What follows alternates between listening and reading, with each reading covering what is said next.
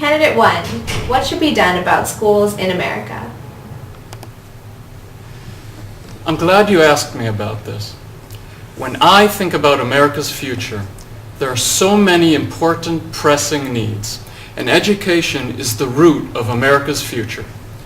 When every child in America receives a good education, our country will advance even further to lead the world technologically and productively.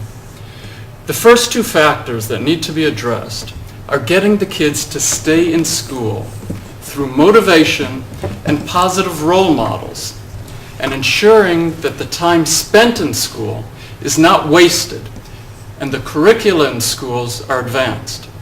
Too many children are not being motivated to achieve. Instead, they are motivated only to do the minimum. We need to motivate our kids. Teachers should act as mentors and friends, giving students a sense of self-worth and accomplishment.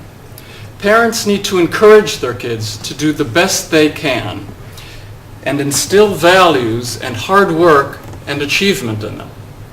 Parents and teachers can act as positive role models, but so can other adults that children have access to, people like actors and even politicians.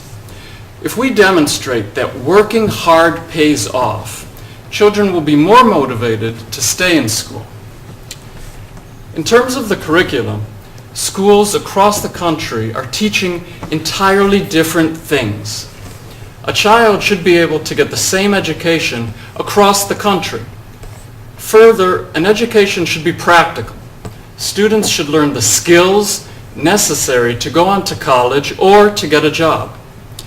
We need to make sure that classrooms are productive places and teachers cover material so that our students have the most knowledge possible when they graduate high school and enter the world. Candidate 2, do you support universal health insurance? I'm glad you asked that question. There are so many challenges facing America today. Many of our problems have arisen because too many Americans cannot afford the care that they need. Costs are always increasing, and if you do not have insurance, certain necessary procedures can be out of the question. Even if the government were to distribute aid, it would be difficult to determine to whom and for what. As the costs of care rise, it becomes more and more difficult for the government to pay for this care for so many people.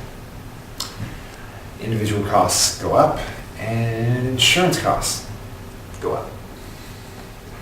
While most employers provide insurance, increased costs will have negative effects on this provision as well, which will undoubtedly lower the number of insured Americans. It seems to me that the primary problem is the cost of healthcare, and we need to address the problem by developing new technologies and new procedures for lowering costs. Once we have lowered the costs, we can begin to address the larger issues of distribution of aid and revamping the systems that are already in place. However, before we lower the costs, my main concern is that Americans are not receiving the health care